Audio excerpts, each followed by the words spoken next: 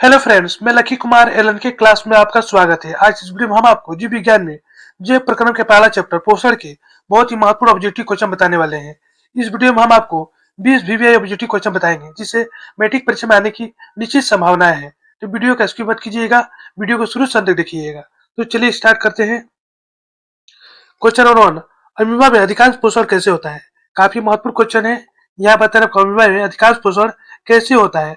Option अंतग्रहण, B सर्वाहारी, सी स्वपोषी, D शाकाहारी। तो अमीबा में अधिकांश पोषण कैसे होता है और तो अंतग्रहण से होता है। यहाँ पर राइट आंसर ऑप्शन है, इसे याद रखिएगा। चलिए अगला क्वेश्चन देखते हैं। क्वेश्चन नंबर 2, स्वपोषी पोषण के लिए आवश्यक है। यहाँ बताना स्वपोषी पोषण के लिए क्या आवश्यक है। Option A carbon dioxide, B सूर्य का प्रकाश, सी प्रहरित, डी में सभी। तो स्वपोषी पोषण के लिए क्या आवश्यक होता है? तो सभी चीज आवश्यक होते हैं। कार्बन डाइऑक्साइड, सूर्य का प्रकाश, प्रहरित, इन सभी की आवश्यकता होती है। इसलिए आप राइट आंसर ऑप्शन डी, इसे याद रखिएगा। चलिए अगला क्वेश्चन देखते हैं। क्वेश्चन नंबर 3, पौधे पशु की कोशिकाओं का वैज्ञानिक अध्ययन क्या कहलाता है? ये भी काफी महत्वपूर्ण क्वेश्चन है। यहाँ बताना पौधे पशु की कोशिकाओं का वैज्ञानिक अध्ययन क्या कहलाता है। ऑप्शन ए कोशिका विज्ञान, बी अनुवांशिकी, सी साइटोजेनेटिक्स, डी ऊतक विज्ञान। पौधे पशु की कोशिकाओं का वैज्ञानिक अध्ययन क्या कहलाता है? तो कोशिका विज्ञान कहलाता है। जिसमें कोशिकाओं का अध्ययन किया जाता है उसे हम कोशिका विज्ञान कहते हैं। कोशिकाओं के समूह को हम क्या कहते हैं? ऊतक कहते हैं। साथ में इसे भी याद रखिएगा। चलिए अगला क्वेश्चन देखते हैं। क्वेश्चन नंबर 4, निम्नलिखित में कौन ट्रिप्सिन एंजाइम का कार्य है? यहाँ बताना निम्नलिखित कौन ट्रिप्सिन एंजाइम का कार्य है। ऑप्शन वसा का पाचन, बी कार्बोहाइड्रेट का पाचन, सी प्रोटीन का पाचन, डी इनमें से सभी। तो निम्नलिखित में कौन ट्रिप्सिन एंजाइम का कार्य है? तो वसा का पाचन है। यहाँ पर राइट ऑप्शन है, इसे याद रखिएगा। चलिए अगला क्वेश्चन देखते हैं। क्वेश्चन नंबर 5, पौधे में प्रकाश संश्लेषण का स्थान है। यहाँ बताना पौधे में प्रकाश संश्लेषण का स्थान कौन सा है। ऑप्शन है माइटोकॉन्ड्रिया, बी ल्यूकोप्लास्ट, सी क्लोरोप्लास्ट, डी इनमें से सभी। तो पौधे में प्रकाश संश्लेषण का स्थान कौन सा है? तो क्लोरोप्लास्ट है। क्लोरोप्लास्ट में एक ग्रेना रहता है, वही जो है इसका स्थान है प्रकाश संश्लेषण का। चलिए अगला क्वेश्चन देखते हैं। क्वेश्चन नंबर 6, क्लोरोफिल बड़ा का रंग क्या है? यहाँ बताना क्लोरोफिल बड़ा का रंग क्या होता है। ऑप्शन है हरा, बी नीला, सी लाल, डी सफेद। तो क्लोरोफिल बड़ा का रंग क्या होता है? तो हरा होता है। यहाँ पर राइट आंसर ऑप्शन है, इसे याद रखिएगा। चलिए अगला क्वेश्चन देखते हैं। क्वेश्चन नंबर 7, कोक में पोषण की कौन सी विधि पाई थी? ये भी काफी महत्वपूर्ण क्वेश्चन है, मैट्रिक परीक्षा में बराबर पूछाता है। यहाँ बताना कोक में पोषण की कौन सी विधि पाई जाती है। ऑप्शन है समभोजी, बी स्वपोषी, सी मित्रजीवी, डी इनमें से कोई नहीं। तो कोक में पोषण की कौन सी विधि पाई जाती है? तो मित्रजीवी विधि पाई जाती है। यहाँ पर ऑप्शन सी। ये कवक कहाँ पनपता है? जहाँ सड़े गले पदार्थ होते हैं वहां पर पनपता है। जैसे हो गया गोबर छत्ता। गोबर छत्ता जो होता है वो मित्रजीव होता है, वो सड़े गले पदार्थों में पनपता है।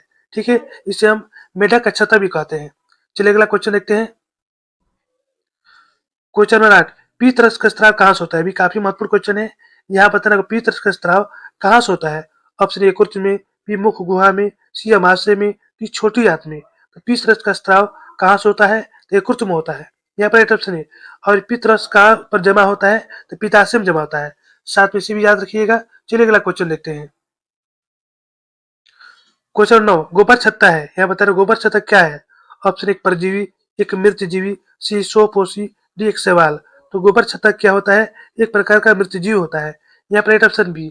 चलिए अगला क्वेश्चन देखते हैं। क्वेश्चन 10, दूध से दही बनाने के लिए निम्नलिखित में से कौन सी अभिक्रिया होती है। यहाँ बताना दूध से दही बनने में निम्नलिखित में से कौन सी अभिक्रिया होती है। ऑप्शन उत्सर्जन, बी अपघटन, सी किण्वन, डी प्रकाश संश्लेषण। तो दूध से दही बनने में निम्नलिखित से कौन सी अभिक्रिया होती है? तो किण्वन होती है। यहाँ पर राइट ऑप्शन सी, इसे याद रखिएगा। चलिए अगला क्वेश्चन देखते हैं। क्वेश्चन 11, दांत की कठोरता का भाग है। यहाँ बताना दांत की कठोरता का भाग क्या होता है। Option A enamel, B dentine, C canine, D मज्जा गुहा। तो दांत का कठोरतम भाग क्या होता है? डी इनामेल होता है। यहाँ पर राइट ऑप्शन है। और दांत का ऊपरी सतह कौन होता है? डी इनामेल ही होता है। इसे याद रखिएगा। चलिए अगला क्वेश्चन देखते हैं। क्वेश्चन नंबर 12, निम्नलिखित में से किससे रंध्र के छिद्र जो है घिरे रहते हैं। यहाँ बताना आपको निम्नलिखित में से किससे रंध्र के छिद्र जो है वो घिरे रहते हैं। ऑप्शन गाढ़ कोशिकाओं से, बी क्यूटिकल से, सी वाद रंध्रों से, इनमें से कोई नहीं। तो निम्नलिखित में से किससे रंध्र के छिद्र जो है वो घिरे रहते हैं? तो गाढ़ कोशिकाओं से। यहाँ पर राइट आंसर ऑप्शन है, यानी कि द्वार कोशिकाओं से। इसे याद रखिएगा। चलिए अगला क्वेश्चन देखते हैं। क्वेश्चन नंबर 13, निम्न में से किस रंग की प्रकाश किरण प्रकाश संश्लेषण के लिए सबसे ज्यादा प्रभावित है। यहाँ बताना आपको निम्नलिखित में से किस रंग की प्रकाश किरण प्रकाश संश्लेषण क्रिया सबसे ज्यादा प्रभावित है? ऑप्शन ए हरा, बी नीला, सी पीला, डी लाल। तो निम्न में से किस रंग की प्रकाश किरण प्रकाश संश्लेषण के सबसे ज्यादा प्रभावित है? तो लाल रंग की। यहाँ पर ऑप्शन डी, प्रकाश संश्लेषण की सबसे ज्यादा कब होती है? तो सुबह को होती है और शाम को होती है। जब सूर्य का प्रकाश, जब लाल किरण आती है सूर्य के प्रकाश से, तभी क्या होता है कि प्रकाश संश्लेषण क्रिया सबसे ज्यादा होती है। इसे याद रखिएगा। चलिए अगला क्वेश्चन देखते हैं। क्वेश्चन नंबर 14, स्टार्च की उपस्थिति की जांच के लिए किस विलयन का उपयोग किया जाता है? यहाँ बताना आपको स्टार्च की उपस्थिति की जांच के लिए किस विलयन का उपयोग किया जाता है? ऑप्शन है आयोडीन, बी स्क्रेनिन, सी यूओसिन, डी मेथिलीन ब्लू। स्टार्च की उपस्थिति की जांच के लिए किस विलयन का उपयोग किया जाता है? तो आयोडीन का उपयोग किया जाता है। यहाँ पर राइट आंसर ऑप्शन है, इसे याद रखिएगा। चलिए अगला क्वेश्चन देखते हैं। क्वेश्चन नंबर 15, प्रकाश संश्लेषण के दर निम्न में से किस कारकों पर निर्भर करती है? यह भी काफी महत्वपूर्ण क्वेश्चन है। यहाँ बताना प्रकाश संश्लेषण दर निम्न में से किस कारकों पर निर्भर करती है? ऑप्शन प्रकाश की मात्रा पर, बी प्रकाश के गुण पर, सी और बी दोनों, डी इनमें से कोई नहीं। तो प्रकाश संश्लेषण दर निम्न में से किस कारकों पर निर्भर करती है? तो प्रकाश की मात्रा और प्रकाश के गुण दोनों पर। अब देखिए पहला है प्रकाश की मात्रा पर। मान लीजिए ब्रिज हो गया, ठीक है, ये ब्रिज हो गया। अब सूर्य के प्रकाश किरण जब बराबर पेड़ पर पड़ रही है तो क्या होगा कि प्रकाश क्रिया अच्छी से होगी या बढ़िया से होगी या तेज से होगी, ठीक है। यदि प्रकाश की मात्रा पेड़ के आधे भाग में पड़ेगी तो क्या होगा?